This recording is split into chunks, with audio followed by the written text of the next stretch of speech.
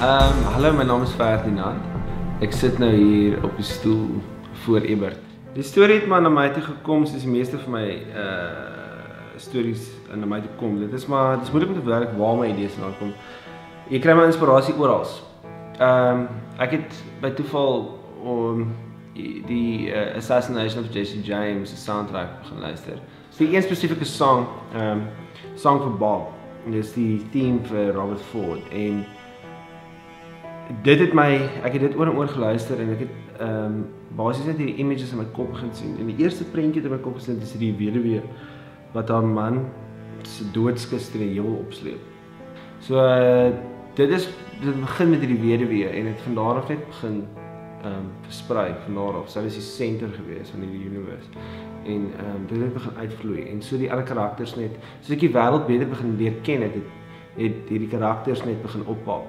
En die wêreld begin populate. So dis 'n baie intuïtief manier gewees van skryf, waarvan ek nogals baie hou. Ek moet sê, dis die eerste keer dat ek regtig kon doen op hierdie manier en ja, ek hoop ek kan dit weer doen.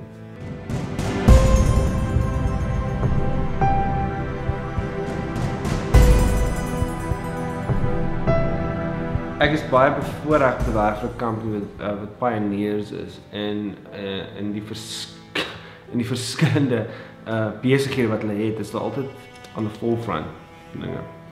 En Hans Rosenskoon, ons executive producer op die fliek, is ou met baie groot passie vir filme. So hy het na my toe gekom en het my gesê, hy's 'n screenwriter. Kom, geef my 'n skrip, kos dit niks. En kom ons doen iets niks. Jy weet, want dis die hele persoonlikheid van die Lightgroep is baie half in Nederland is hulle is pioneers om dit te doen en hulle is baie goed om dit te doen. So ons wou baanbrekers gewees het. Ons wou nie net nog 'n shortfilm maak wat jy weet, jy stap in, jy kyk dit en dit is verby nie. Ek het net gevoel dat jy weet, daar's so baie stories wat lê in die Afrikaanse kultuur.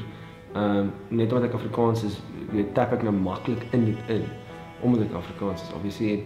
Ek het het gevoel dat so baie stories wat gewag om vertel te word, weet, en nie net vertel geword op 'n maklike manier, maar op 'n interessante manier.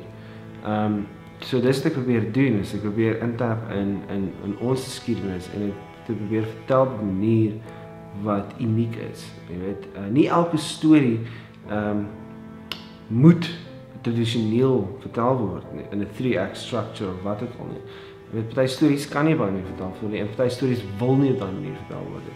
So dis hoekom ek gaan vir pure Afrikaanse stories, Suid-Afrikaanse stories.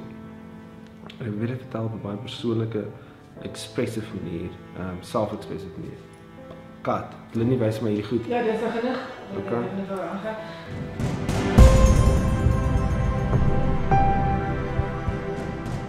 Almal het so baie wikkies gedra. Hoedens gedra op die movie.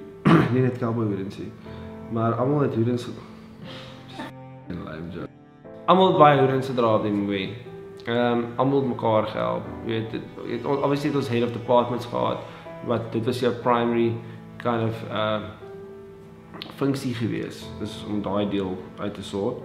Maar omdat dit so klein span was en omdat die storie en die skrip en die hele project so ambitious was, moes ons mekaar uithelp, jy weet, op elke level.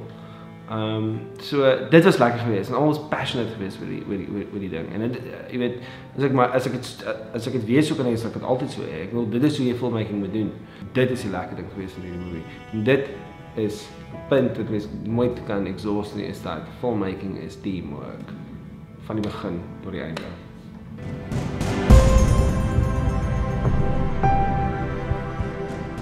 Okay, die manier is die fliek geskied het. Okay, ons het van die begin af, het ek en Ewert, die DOP, het besluit, ons wil gaan vir 'n baie natuurlike estetiek. Weet, ons wil 'n fliek maak, spesifiek van my perspektief af, waar ek 'n fliek gemaak het wat natuurlik was vir die akteurs, in die sin van dat hulle maklik ek wil gehad hulle moes gevoel het asof hulle in die environment is en nie bestel nie. So die eerste ding wat jy doen is jy al die ligte weg en jy al die hele crew weg. Jy vat net 'n steadicam en jy beweeg saam met hulle in die wêreld. So ons suig die audience in saam in daai wêreld in.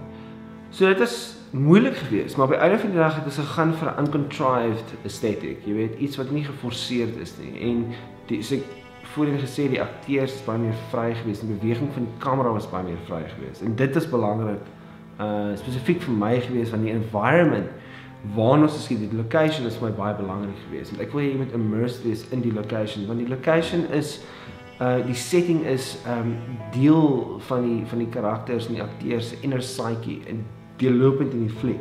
En ons is movements vertrek, want eerstens ons het 'n steadicam en daai ding ons beweeg die hele tyd.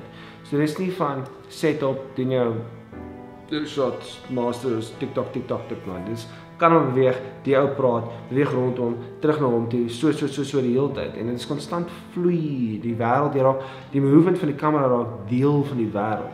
En die audience raak ook deel van die wêreld. En dit is baie belangrik geweest vir my.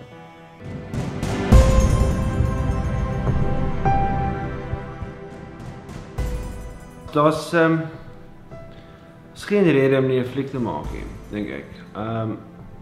Jy weet, stories is oral. Jy weet, enigiets kan 'n storie spaak.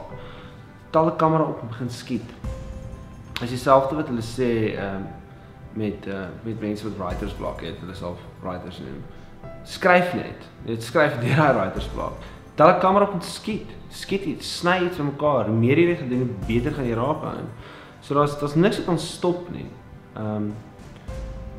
Hou net aan. Jy weet, begin net shoot.